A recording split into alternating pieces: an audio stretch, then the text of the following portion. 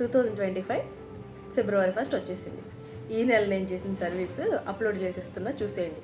Service చేయడానికి వెళ్ళానా, అంత కష్టపడి చేసిన దానికి సరైన ఫలితం నాకు దక్కలేదు. అక్కడ చాలా ఇబ్బంది పడ్డాం, కొంచెం స్ట్రగుల్ అయ్యాము. 2 గంటలు నాకు టైం వేస్ట్ అయింది ఆ ఫుడ్ ఇవ్వడానికి. ఎందుకో మీకు లాస్ట్లో చెప్తాను, మొత్తం వీడియో చూసేయండి నా కష్టాన్ని.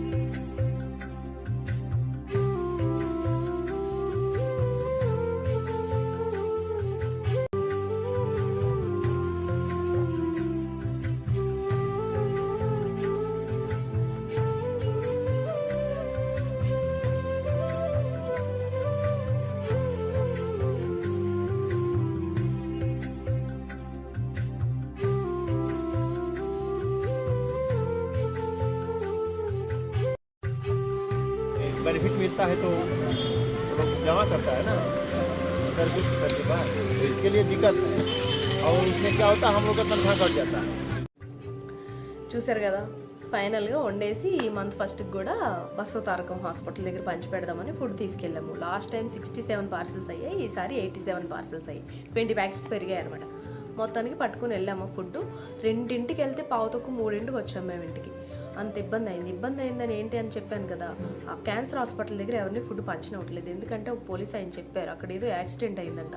ఇలా ఎవరైనా ఫుడ్ పంచి పెట్టడానికి వచ్చినప్పుడు మరి తోపులాట్లో జరిగిందో లేకపోతే ఏదైనా రోడ్ క్రాస్ చేస్తుంటే యాక్సిడెంట్ అయిందో తెలియదు, కానీ మొత్తానికి యాక్సిడెంట్ అయిందంట. ఫుడ్ ఎవరిని పంచిపెట్టనివ్వట్లేదు. ఈసారి అక్కడ జనం కూడా చాలా తక్కువ మంది ఉన్నారు. లాస్ట్ టైం వెళ్ళినప్పుడు చాలా మంది ఉన్నారు. ఇదివరకు అప్పుడు ఒక 5 years బ్యాక్ చేసినప్పుడు కూడా ఫుల్, అసలు చాలా మంది రోడ్డు అంట ఆ పక్క ఈ పక్క మయంగా చాలామంది ఉండేరు. ఈసారి జనం కూడా చాలా తక్కువ మంది ఉన్నారు. అంటే అక్కడ ఉండనివ్వట్లేదు. ఆ లైన్లో ఎవరైనా వస్తున్నట్టున్నారు ఆ రోజు, రాజకీయ నాయకులు ఎవరో. పోలీస్ సెక్యూరిటీ చాలా ఉంది. ఒక పోలీస్ ఆయన చెప్పారు అలాగని. అలా అన్నా సరే కొంచెం ఎదరికి వెళ్ళి ఇలాగా అక్కడ చాలామంది ఉన్నారు, మేము ఫుడ్ పట్టుకెళ్ళాము, అది వేస్ట్ అయిపోతుంది, ఏం చేయాలో తెలియదు. అందుకని వాళ్ళనే రమ్మని స్లోగా రండి అని చెప్పి ఒక్కొక్క పార్సల్ ఇచ్చేసాము. ఇచ్చేసేటప్పటికి ఆయన పోలీస్ ఆయన వచ్చేస్తున్నారు, ఎత్తుక్కుంటూ వచ్చేస్తున్నాడు. మేము ఇస్తున్నామని డౌట్ వచ్చేసినట్టుంది, కొద్దిగా ఎదరికి నడుచుకుంటూ వచ్చేస్తున్నాడు, ఫోటో తీసేస్తున్నాడు. ముందే చెప్పాడు ఇలా కేసు అవుతుంది, కోర్టుకు వెళ్ళాలని. మా ఫుడ్ మిగిలిపోద్ది, ఎవరికి ఇవ్వలేకుండా వెళ్ళిపోతున్నామని మా బాధ మాది. ఆయన డ్యూటీ ఆయన చేసుకోవడానికి ఆయన వచ్చి ఫోటో తీసేస్తున్నాడు. ఇంకా కంగారు వెళ్ళిపోయాను. చూశారు కదా, కారు ఎక్కేసాను ఆయన వచ్చేస్తున్నారని. కారు ఎక్కేసాను.